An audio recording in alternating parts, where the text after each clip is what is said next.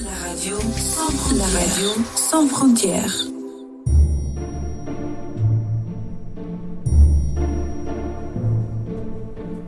La poésie française et persane avec Daria.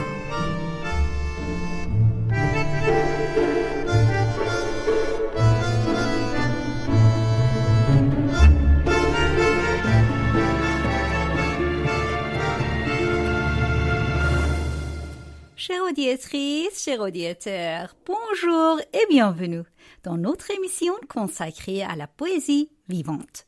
La poésie française et persane avec Daria. Vous êtes sur Canal TSF Radio Sans Frontières. Notre rendez-vous est chaque lundi à 17h en direct et pour ceux qui nous écoutent en rediffusion le jeudi à midi. Toujours sur Canal TSF, ici à Rennes en France. C'est le 20e épisode de la première saison. À la production, c'est moi, Daria, et à la technique, c'est Antoine Bellecon. Merci à lui. Aujourd'hui, nous allons explorer un thème fascinant, l'importance des mythes dans la poésie persane. Depuis des siècles, les poètes persans puisent dans les mythes pour parler de l'âme humaine, de ses luttes et de sa solitude. Des histoires de héros, de créatures fantastiques et surtout de Simurgh, l'oiseau mythique qui symbolise la renaissance et la transformation continue d'inspirer et de guider les cœurs. Dans cette émission, nous allons découvrir ensemble une poésie contemporaine qui dialogue avec ces images mythiques. Il parle de fatigue, de solitude, de nuits lourdes et silencieuses. Mais surtout de désir de prendre son envol, de retrouver sa force et sa liberté, un peu comme le Simurgh. Pour m'accompagner dans cette exploration, j'ai le plaisir d'accueillir une nouvelle fois de Pierre Arnaud Ling, poète et amoureuse de la poésie. Bonjour Pierre et bienvenue dans votre émission. Bonjour Daria et merci de me convier pour ce nouveau voyage poétique. Merci d'être avec nous, cher Pierre. Aujourd'hui, Pierre et moi allons avoir un échange autour du thème des mythes et de leur importance dans la littérature persane. Nous parlerons de leur rôle, de leur force poétique et de la façon dont ils inspirent les poètes d'hier à aujourd'hui. Sur l'écriture, sur les images, mais aussi sur le rôle de l'imaginaire et des mythes dans la poésie contemporaine. J'ai une question, Pierre. Selon toi, quel mythe et figure légendaire majeure peut-on trouver dans la littérature poétique française? C'est une très bonne question. Je trouve que la poésie française, c'est un peu un paysage traversé de mythes qui reviennent surtout comme des figures, des présences que le poète va réinventer à sa manière. Alors on va pouvoir croiser Orphée, le poète absolu, Prométhée, le voleur de feu, qui chez Hugo ou Char va devenir une sorte de compagnon rebelle. On peut croiser Narcisse, qui lui permet de parler du miroir, du désir, de l'identité, de cette façon qu'a la poésie de se regarder pour mieux comprendre le monde.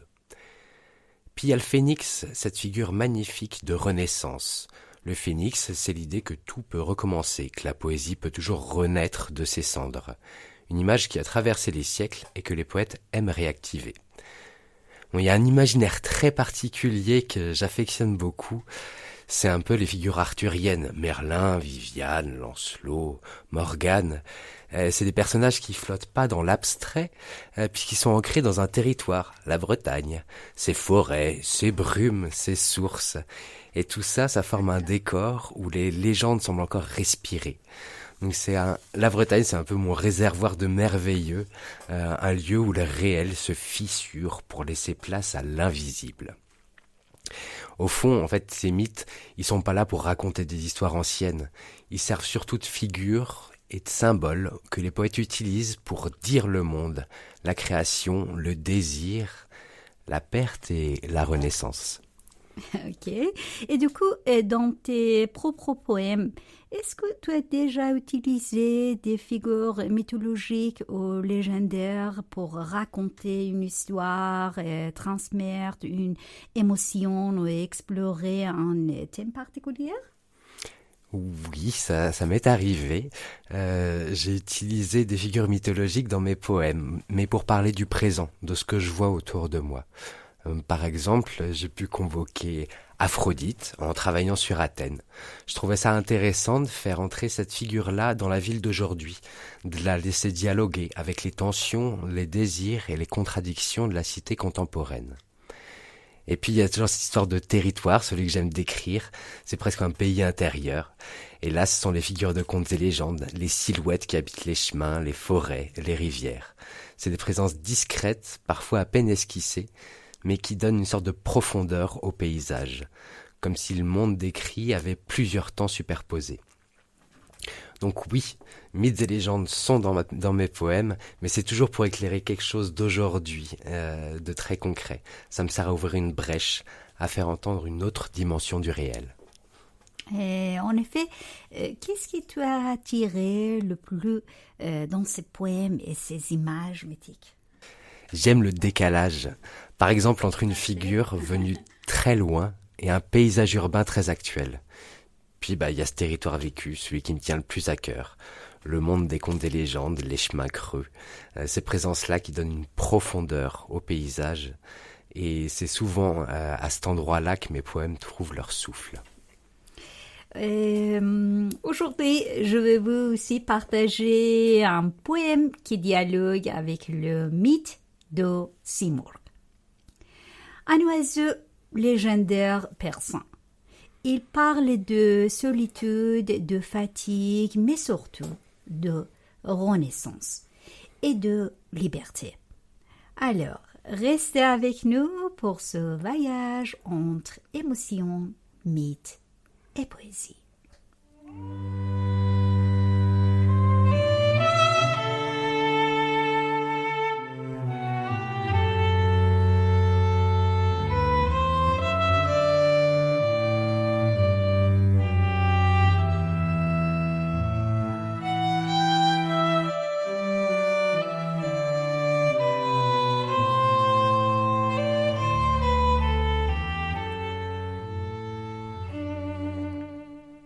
Maintenant, nous allons vous proposer une déclamation musicale de ce poème que j'ai écrit dans les langues persanes et françaises et sur le titre de Simurgh.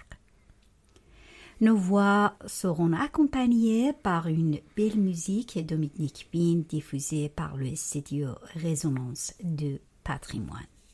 Comme d'habitude, laissez la poésie parler.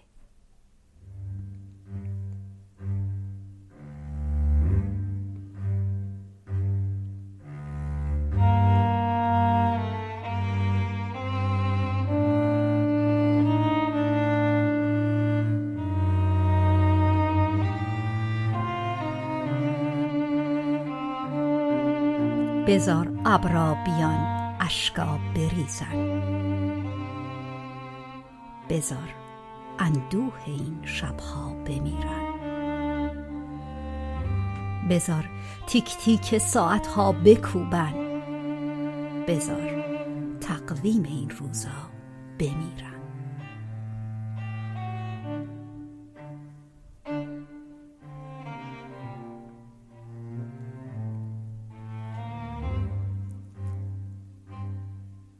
Laisse les nuages venir, que les larmes tombent. Laisse le chagrin de ces nuits devenir silencieux. Laisse les horloges cogner leur tic-tac sans fin. Laisse l'agenda de ces jours brûler et s'effacer.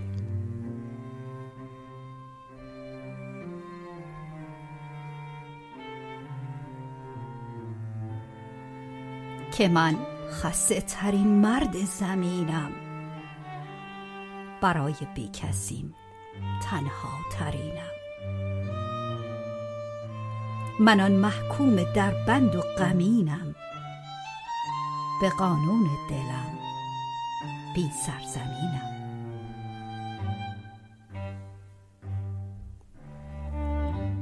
Je suis un homme le plus fatigué du monde. Je suis le plus seul au monde. Je suis un condamné, enfermé et triste. Selon la loi de mon cœur, je suis sans territoire.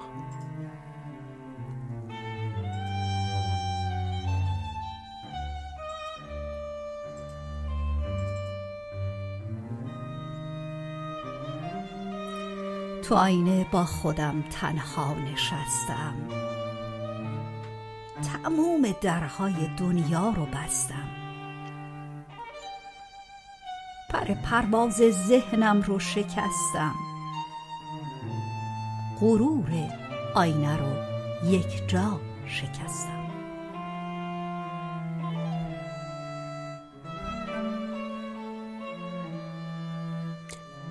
Je me suis assis seul face au miroir.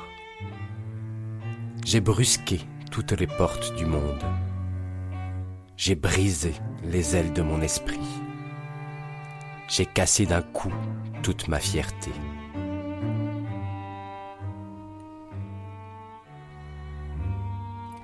شاید پرواز سیمرغ رو ندیدم، ولی باید از اینجا پر بگیرم. طلسم خواب بارون رو بگیرم، تموم بیکسیم رو پس بگیرم. Peut-être que je n'ai jamais vu le vol du Simorgue, mais il faut que je prenne mon envol maintenant. Il faut que j'attire le sortilège du sommeil de la pluie et que je récupère toute ma solitude.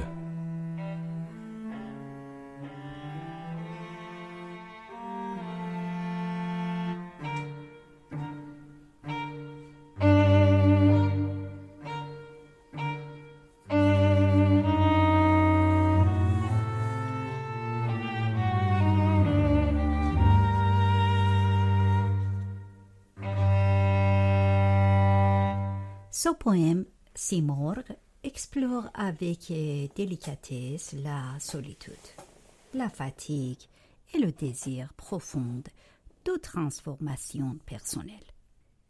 Ce poème, à travers des images poétiques puissantes, le miroir, les nuages, les larmes et les ailes brisées, montre les tristesses intérieures et la nécessité de les laisser passer.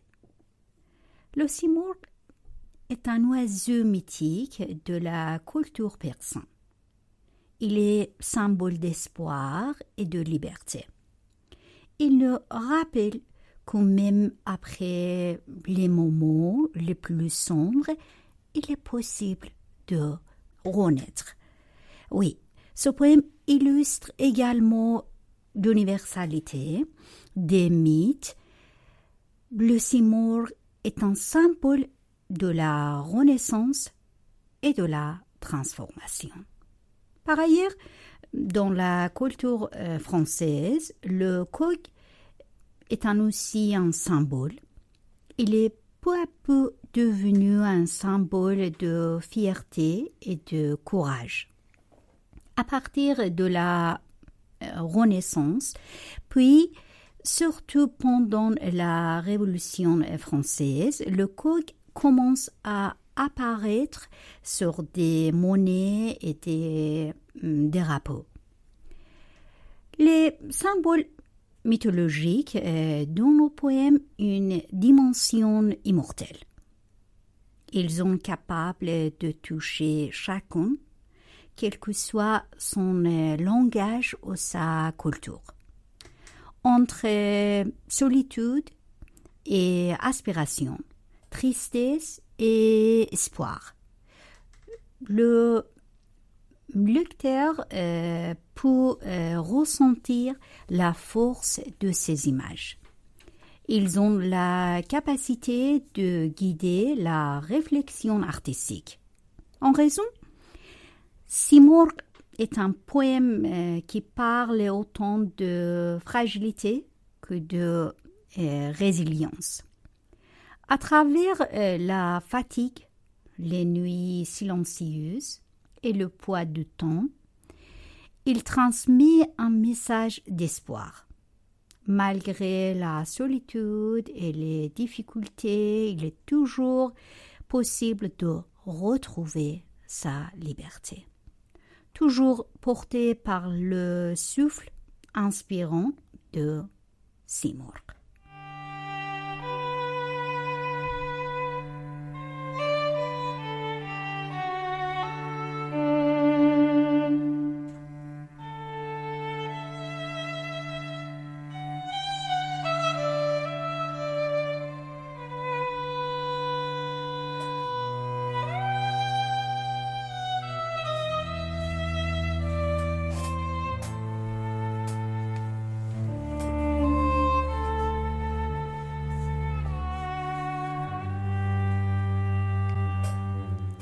Daria, dès les premiers vers de ton poème, on sent une invitation à laisser les nuages venir et les larmes tomber.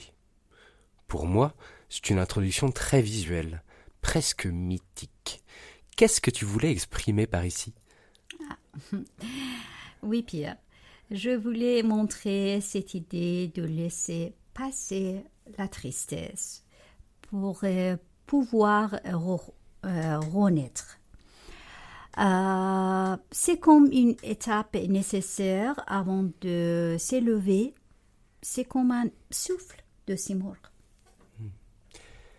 Exactement, et ces choix de juxtaposer la fatigue et la solitude avec le Simorgh me rappellent certains oiseaux mythiques utilisés dans la poésie française, comme le phénix. On sent ce même désir de renaissance. Carrément. Le Simorgh n'est pas seulement un oiseau, c'est un symbole de transformation et de liberté. Chaque partie du poème essaie de dessiner cette tension entre le poids de la solitude et l'envie d'aller vers le ciel. Dans les vers où tu parles du miroir et des ailes brisées, j'ai ressenti comme une confrontation avec soi-même. C'est presque un rite initiatique, non ? Exactement. Le miroir reflète la solitude et la fatigue, mais aussi la possibilité de se reconstruire. Les ailes brisées symbolisent de retrouver son envol. C'est la métaphore de Simorgh. J'aime beaucoup aussi la façon dont tu introduis le temps, avec le tic-tac et l'agenda qui brûle. Ça donne une dimension assez universelle à ton poème. Même dans la mythologie française, le temps joue souvent un rôle central dans le voyage des héros. Oui, c'est un moyen de montrer que la transformation n'est pas soudain. Le Simorgh, dans mon poème, ne peut s'élever qu'après ce passage de temps. Et cette idée du sommeil et de la pluie, c'est très poétique. On pourrait presque comparer ça à certaines figures dans l'eau dans de nombreux poèmes, où l'eau est à la fois symbole de danger et de renouveau. Et donc, j'ai voulu capturer la dimension à la fois profonde et mystérieuse du monde. La pluie représente un élément vital qui permet de s'élever de la nature comme le Simorgh. Quand tu écris, peut-être que je n'ai jamais vu le vol du Simorgh. Je trouve que c'est une belle tension entre désir et réalité. On ressent l'attente, mais aussi comme une certitude que cet envol est possible. Exactement. C'est une tension qui rend le poème vivant. Le simorghe existe comme un idéal, une lumière qu'on essaye malgré la fatigue et la solitude. En faisant un petit comparatif avec certains mythes qui ont inspiré la littérature française, je dirais que c'est un peu comme l'archétype du phénix ou du chevalier en quête. Il y a toujours une épreuve à surmonter afin de pouvoir renaître. Tout à fait. Et c'est pour ça que ces images ont le pouvoir de créer un rythme, presque comme un chant pour invoquer le simorghe. Et dans la structure du poème, tu alternes entre introspection et images mythiques. C'est fascinant. On sent que chaque étape de la réflexion personnelle se relie à l'idée du simorghe. Oui, c'est volontaire. Je voulais montrer que la poésie peut être à la fois intime et universelle. Le simorghe est le fil guide, mais chaque détail du poème a sa propre existence. Je remarque aussi que tu n'utilises pas directement de légende ou de nom précis, mais que le symbole du cyborg suffit à évoquer tout un univers. Quelle élégance! Merci. Le simorghe, comme tu le dis, porte en lui l'histoire, le mythe et l'espoir. Et c'est ce que je voulais transmettre à travers le poème. Alors, pour conclure, on peut dire que ce poème illustre comment un symbole mythique peut guider l'expression de l'âme humaine et dialoguer avec d'autres traditions poétiques, françaises ou persanes. Oui, exactement. Et j'espère que ce message a aussi été reçu par nos éditeurs.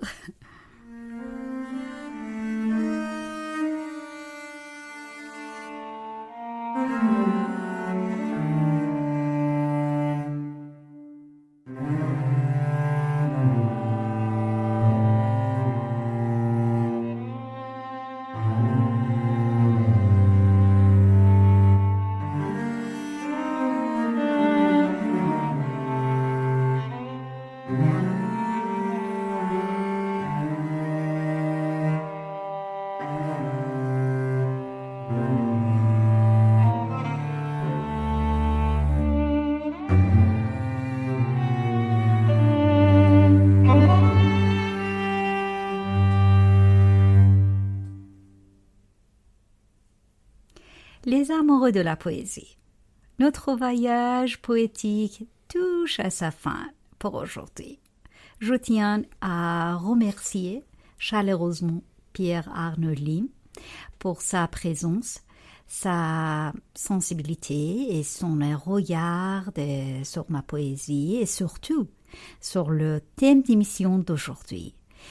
Et pour ne rien manquer, la semaine prochaine, restez avec nous pour un nouvel épisode de la poésie française et persane avec Daria, au lieu que nous aurons de nouveau le plaisir d'accueillir les haïkus magnifiques de Pierre-Arnaud Lim.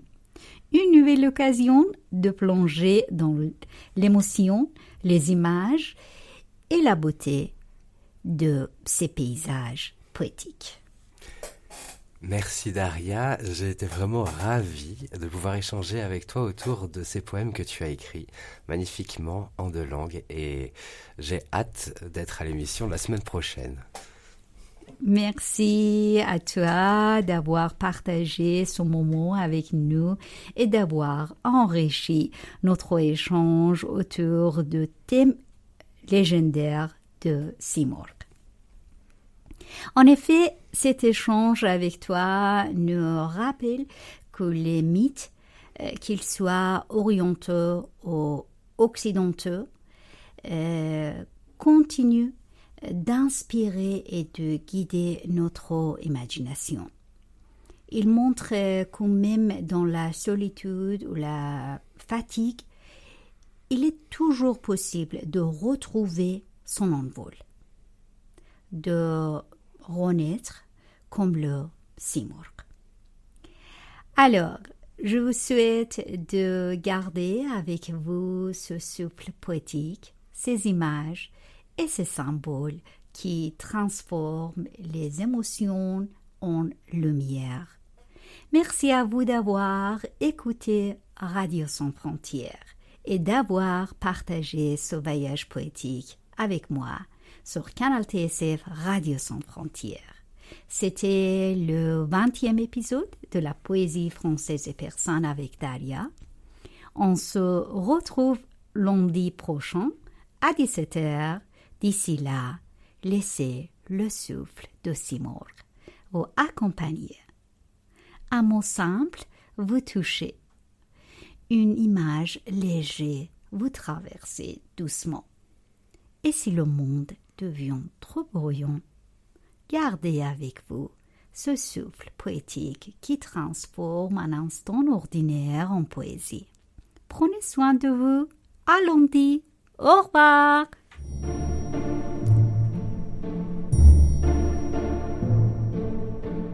La poésie française et persane avec Daria.